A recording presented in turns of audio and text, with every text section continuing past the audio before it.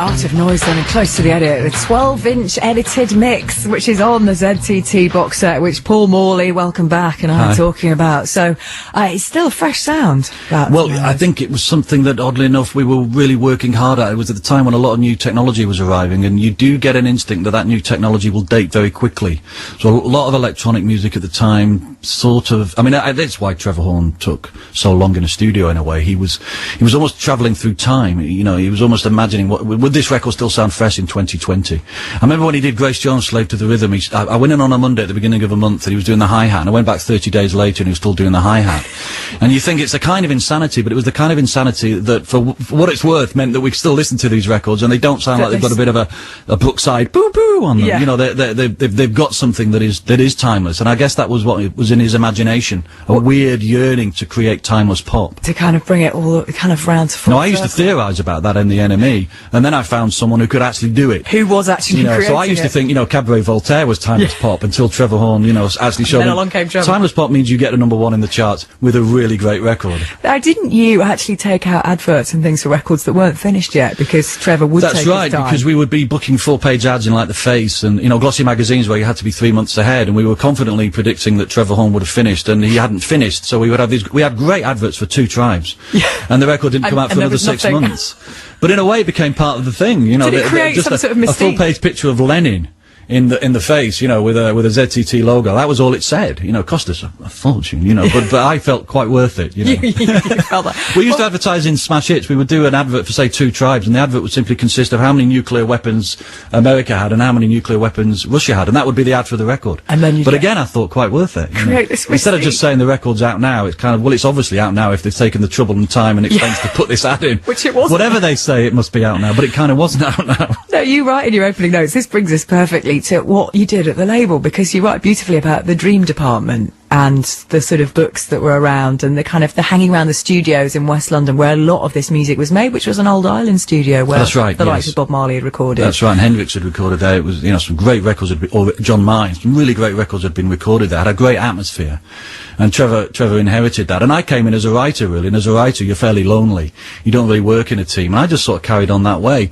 Influenced heavily by something like the Factory Records Collective, where you would have you'd have a broadcaster, you'd have a record designer, you'd have people basically just doing jobs as came up, and I just thought that was what you did at a record label. You invented a really individual record label, and to an extent, I guess you could say I went completely insane with these ideas and designs and thoughts about what a record label could be. You were there sort of squirreled away from the music, sort of thinking about it intellectually. Well, I would finish the sleeves before Trevor had finished the record, so he would have the sleeve of Relax on the window of the mixing desk, and so in a way the little sperms that you could see, we can say that now, it's amazing, the little sperms that he had on the cover of Relax, in a way kind of contributed to the sudden whoosh on the record. That's how you like to we had all the sleeves before he'd finished the records, So he'd being partially He was always saying, hurry up, we finished the sleeve. Come on.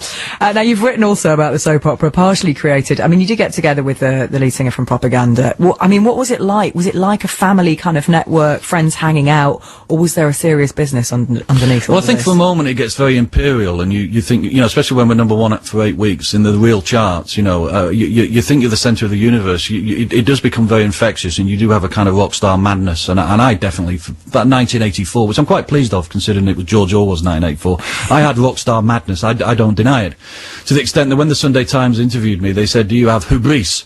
And I was so ignorant, I didn't actually know what the word meant, which I was so embarrassed about. I said, yes, I do. The word obviously means that you're feeling too arrogant for your boots, But that's the state I got in. Yeah, and that gives us a kind of feel for the time and what was going on. I mean, the label went on to sign the likes of 808 State that we've talked about. Seal, Shane MacGowan as well was on the label, and All Saints for a time, wasn't it? Yeah, that was down the line from me slightly. I contributed to the signing of 808 State because I thought they were one of the most remarkable groups I'd ever seen or heard. And seeing them play turntables, suddenly there was no instruments and the group was playing live. I thought they were so radical, it seemed like the future. So I really put a lot of time into signing 808 State.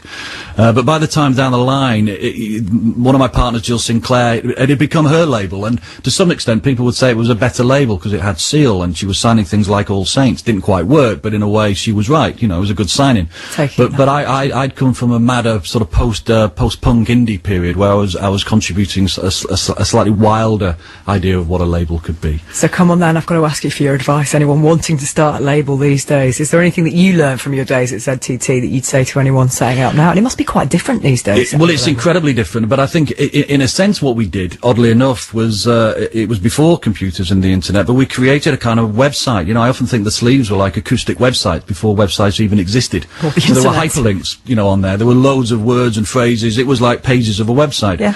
So I think whatever you do now, I think whatever you do that is actually the equivalent of forming a label, and I think there are many equivalents now that aren't quite like a label but are similar, is absolutely have some belief in something that you want to do and go crazy, because I don't regret it. You know, I mean, in a way I burnt out very quickly and fell to the ground in a crumpled heap, but I don't regret it. Not least because 25 years later I find myself still talking about it and not feeling nostalgic or sentimental, but thinking, hey, these ideas are really great, and some of these ideas are in the air now and they don't seem out of date. They seem absolutely right. I will be still listening to this lot, I reckon, in another 25 years' time. It is a lovely prezi, I reckon, for someone. The ZTT Box Set.